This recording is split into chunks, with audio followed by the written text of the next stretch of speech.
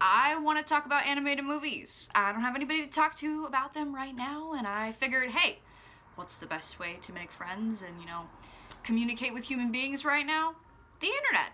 So I'm gonna be reviewing The Corpse Bride, a movie that's, I don't know, I've been watching since I was a young child because it came out in 2005, so I was 7 when this movie came out, and I've loved it ever since. It also helps that I'm an animation student and I would like to be an animator someday, and I would like to own an animation company. So I'm just really passionate about animation. Also, if you see me looking down, it's because I have notes. I just finished watching the movie and I made a load of notes. So I'm gonna be reading those notes and kind of like describing what's going on in the movie, aspects of the movie that I loved, hated, stuff that was kind of weird, all that stuff. Love critiquing things, and that's what I'm gonna do. Stuff that I noticed about this movie, just things in general. It's a musical. I forgot that it was a musical. They have at least 4 musical numbers in this entire movie, and then there's also just moments when people start like singing, or they have little snippets of piano playing in this movie, which I deeply enjoyed. And I forgot that it was a musical. I don't know why that didn't stick in my head, because those are some of the like loudest, most colorful, interesting scenes to watch in this movie, and I just totally forgot about that. I do need to, before we even get into, describing like point by point this movie, the character design is so incredibly beautiful to look at. It's so pleasing how ugly some of these people are. And like the father of Victoria, who is one of the main characters, she's the bride, the living bride, her father's face is like a melted toad. Like he was a toad-shaped candle and then they lit him on fire and like his face went, it's beautiful.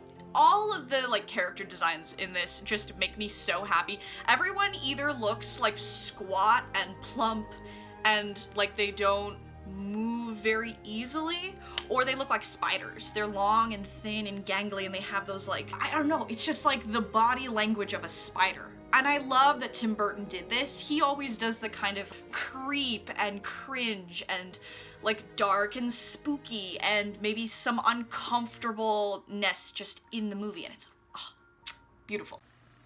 Hello, it's Editing Frankie. So I realized I edited this video like 2 months ago, and some shit has gone down. My computer died. There were some reasons I couldn't do it. But here's an update on kind of like what I'm trying to do with this video, because the original edited version was like 48 minutes long. I could not stop talking. Basically what I'm gonna do in this video is talk about my favorite scenes and critique my favorite scenes. So, let's jump right on in.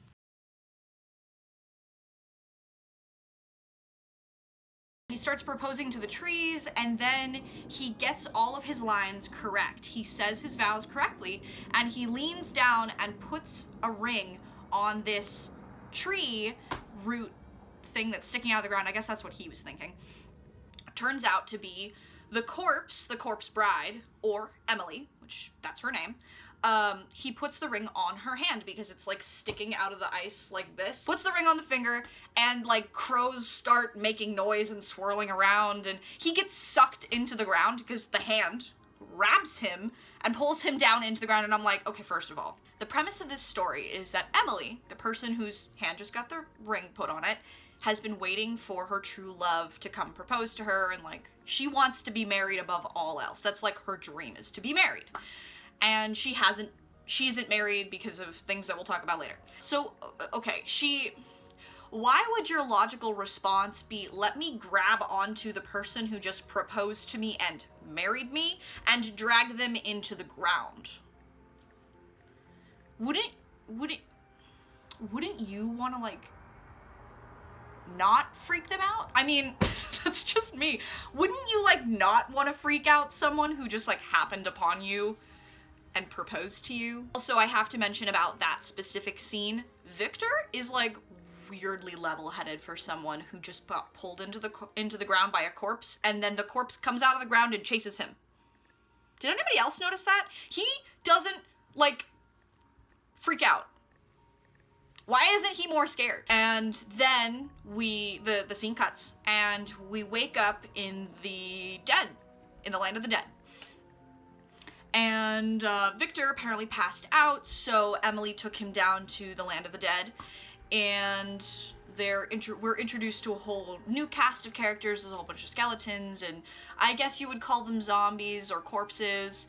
And I love how they transition from the world of the living being very like a gray toned spectrum. It's very gray and rainy, and you know, like Victorian England, you'd expect it to be kind of like, excuse my neighbors. Oh my fucking shit. We're all in quarantine. I mean, I feel you, dude. I also do not have any substantial paychecks coming in right now. Another reason that I'm starting this YouTube channel. Oh my god, I've been here for like 8 minutes. Fuck y'all. Anyway. And now there are screaming children. Guys, we're in quarantine here. Go inside. Fuck off. The beautiful lighting. That's what we were talking about. God damn it, I completely lost track of what we were talking about. Okay, so I was really in love with the fact that like the living world was grayscale, and then when we got downstairs into the land of the dead, all of the land of the dead was like super colorful, and the characters that lived in the underworld were very animated. They had lots of, well, obviously they were animated, but they had a lot of personality, and they moved around a lot more than the people up in the living world, who were very like stony and statuesque. They had the posture of like statues. They were boring as fuck. And I love that like transition of the difference between the land of the living and the land of the dead thing, where the land of the dead people are having a fucking blast and drinking a lot and, you know, partying their asses off, and I loved it. It's great. It's beautiful. I have to just say that. Loved the fucking set design and the whole mood of each place.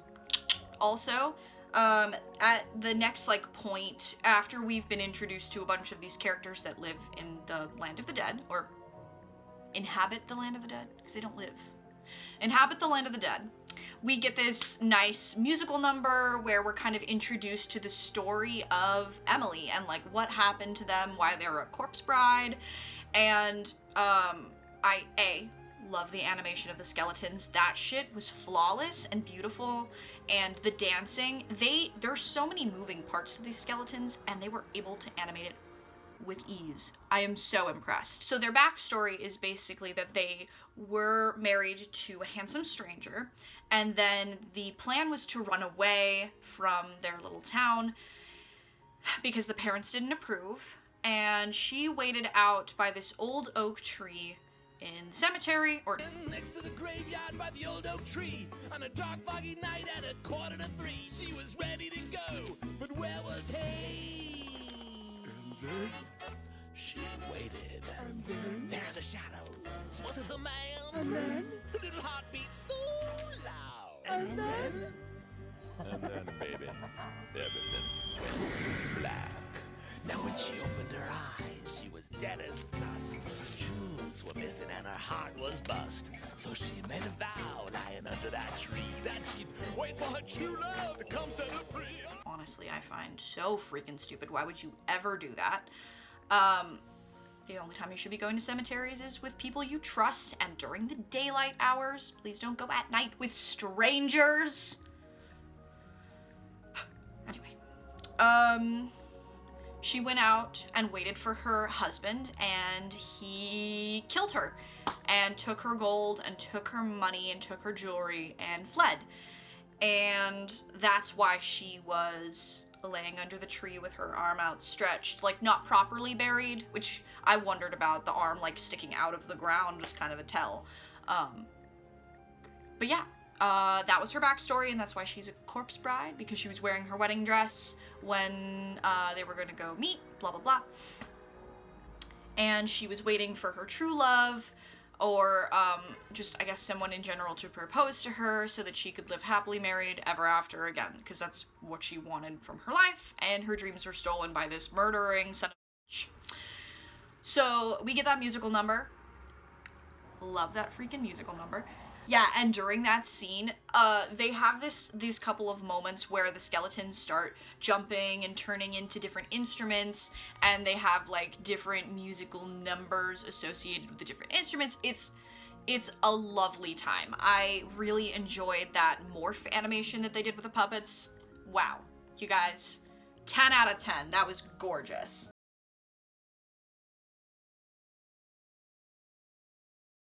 And Victor's trying to, like, get away from Emily.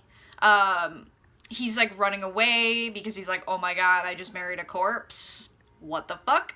He's trying to get away from her, and then he scales this, like, rock wall, and Emily is there and, like, hoists him up, and they have this conversation about, like, wow, this is so beautiful, and she gets him a wedding present that is his childhood dog named Scraps, which, cool. That's actually a really, like, nice present, is to bring you your childhood puppy back.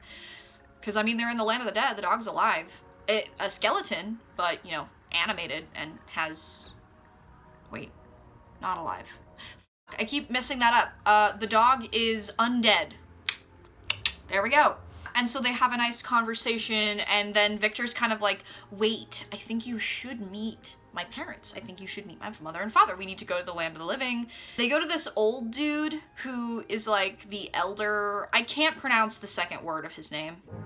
Elder Goatnecht. Yeah, I can't pronounce that word. He has some spell, I think it's the Ukrainian haunting spell, and that's just like gold cloud of smoke that billows over them, and that means that they get to go to the land of the living, and when they want to return to the land of the dead, they need to say hopscotch. They get up to the surface, and there's this like nice sequence when they first reach the land of the living, and Emily does this, like, swirling dancing motion, and then this was one of my favorite parts in the movie, she trips over a tree root, face plants, and has no reaction. Like, genuinely, that is a great moment. The bug in her face has to be like, honey, I think you dropped something. And she's just like, oh, I think I did. And it's like, you just fell on your face. What? She does play it off really well, though, because she's, like, trying to impress Victor, so I appreciate that aspect. But, like, baby girl. Self-awareness. Like, it doesn't make sense. But anyway. So that little, like, dancey sequence happens, and then Emily does a stupid thing. She lets Victor run off into town, and he's like, I'll be right back. I need to go, like, warn my parents that we're about to have this meeting, and she's like, okay, cool, I'll just sit here in the exact same spot that the guy who killed me left me. Don't do it a second time, honey. Don't let the guy that you just married run off again. Like, I'm sorry, that's so naive. That's so naive. Grow up, lady. I mean, she's dead, but good Jesus, can you not learn from your mistakes? That peeved me.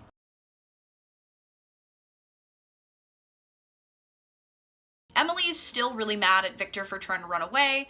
Victor sits down with her at the piano, and they kind of have this exchange of, like, one person will play the piano, and then the other person will play the piano, and they're kind of, like, I don't know, falling in love over the piano or something. It was cute, I guess. It doesn't actually, like, it would not work in real life at all. If somebody's mad at you and then you try to be like, oh, look at me, cutesy playing the piano with you, like, forgive me, no one would actually be like, yeah, I'm forgiving you. Like, no, bitch, you tried to run away from your wife. If it was me, I would not forgive you that easily. So, during that scene, I actually noticed, and I want to know your opinion on this because I think I found a mistake in the movie. I don't know, though, because I haven't researched the lore or know anything about, like, if people previously have seen this and debunked it, but it looked like a mistake to me. So, when they're playing the piano, and they're, like, actually getting along later in the piano sequence, and they're, like, smiling at each other and stuff, and Emily's skeletal hand detaches from her arm and scuttles across the piano keys, but then it climbs up Victor's arm, and the piano music is still playing. I'll insert the clip here.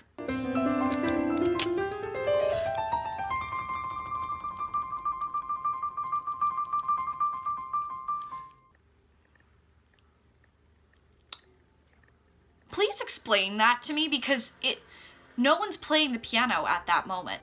Tell me if you think that was a mistake, because if the arm, or if the hand scuttled up Victor's arm, we wouldn't be hearing piano music anymore. So, what do you all think? I think that the sound editors just clipped it at like 2 seconds too late. If they had clipped the piano music as the hand started crawling up Victor's arm, perfect. But they didn't. They let the piano music play as the hand was going up Victor's arm. So I'm confused. What do you all think? I would genuinely like to know another animator's perspective, or if somebody has more research on like what actually happened, if it was a mistake or if it was intentional. What are your theories? I think it was a mistake. And I need to drink water because my mouth is literally just foam at this point. After this sequence, because they're sitting at the piano that's in the bar from the original scene where the like head Paul dude, that scene, the bar opens and a whole bunch of the undead come in and they start partying again, blah, blah, blah, blah, blah, blah, kind of like making preparations for the wedding. But the old dude who gave the Ukrainian haunting spell to Victor and Emily so that they could go to the land of the living, he comes back and is like, wait, obvious loophole that you two can't be married is obvious, because you know how in the vows it says, until death do us part? Well, death has already parted you because Emily happens to be dead.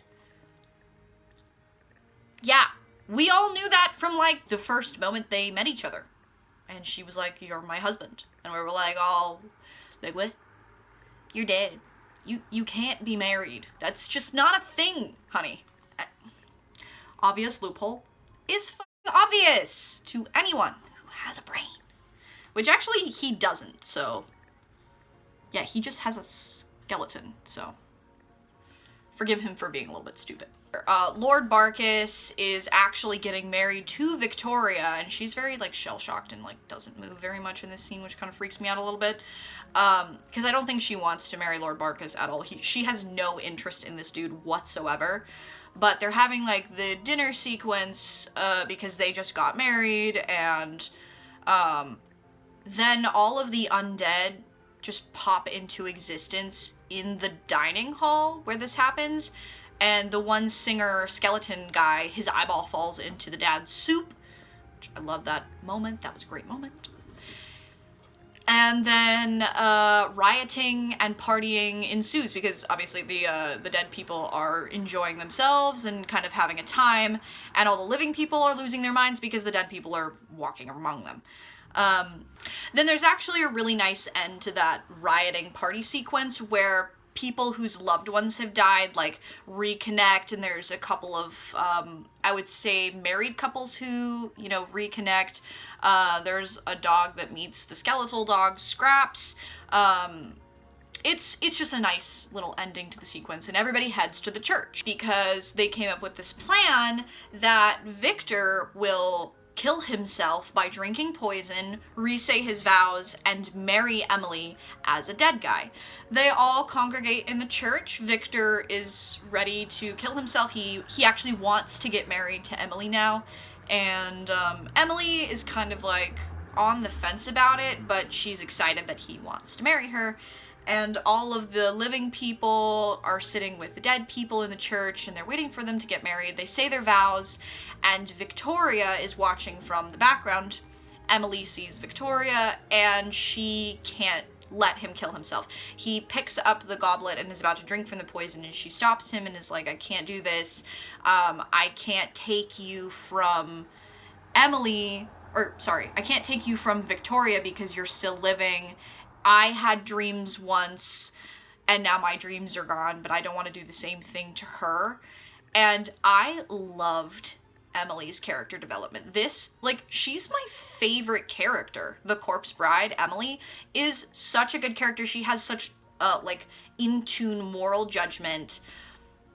She won't let this guy kill himself just to make her happy. She doesn't want to, like, make another girl sad and, like, lose her love, because I believe Victoria actually did somewhat fall in love with Victor during this movie. she comes to realize what a good guy he is, and Emily's like, I can't do that. I need to know that you'll live a full life with someone and, you know, like, have a good life. That was such a good message to send to people. Is like, you don't have to die to be in love with the person that you love forever. That's what I was a little bit worried about this story would kind of move in, that like way of storytelling, is being like, you have to ride or die, be with the one that you love, even if it means killing yourself, because that's not a healthy message to send to young people. That is not the way that you should be viewing your partner ever. You can live without them. That is perfectly okay, because you're a whole human being on your own, and your partner is just a cherry on top of your sundae. Being single is not a death sentence. And some movies like to portray it that way, and it really pisses me off. So I'm glad that they didn't go down that road, and they had Emily grow enough to be able to let him go. That was some really good storytelling right there. I did enjoy that. There's a little bit of a struggle that ensues. Lord Barkis steals a saber from the, like, I think he's supposed to be Napoleon, because he looks exactly like Napoleon Bonaparte. Steals a saber from the guy and, like, holds it up to Victoria's throat and is like, I'm taking her, you need to let me go. Apparently the dead can't get involved in the affairs of the living, so all of the dead zombies, which is, like, the majority of people in the church, can't touch him, can't do anything. And then, he stabs Emily and, like, makes fun of her. And I was like, first of all, dude, she's a corpse. Why are you not afraid? Secondly, why would you stab a corpse, make fun of her, and expect to get away? I'm super confused by that moment. That was just really strange to me, because I was just like, is this man, like, a complete moron? What? And then, to top it off, it doesn't help his, like, stupidity rating, I guess you could call it. Because he literally picks up the goblet of wine. It's poison. He picks up the goblet that Victor was about to drink to kill himself so he could be with Emily, drinks it, and walks away. And then he dies. His face turns blue. He dies. He's a complete idiot. And I love that he went out dumbly. I love that because he was, like, the villain of the story. I love that he just, like, died. It was a good ending. Also, oh my god, in that sequence, all the, like, dead people that were trying to stop him from leaving are then allowed to stop him from leaving. They pull him into this, like, broom closet. It's implied that they're gonna eat him. Which is really fucking spooky in my book. Like, holy shit. Anyway, I think the dead people ate him, because what do you do with criminals in the underworld? Do they have a criminal justice system in the land of the dead? Because that's awesome. I want to know more about that.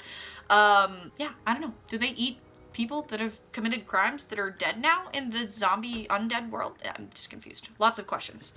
Basically, Emily, like, says goodbye to Victor and Victoria because they are off to get married. And okay, this sequence was actually really stunningly beautiful. It's the very end of the movie.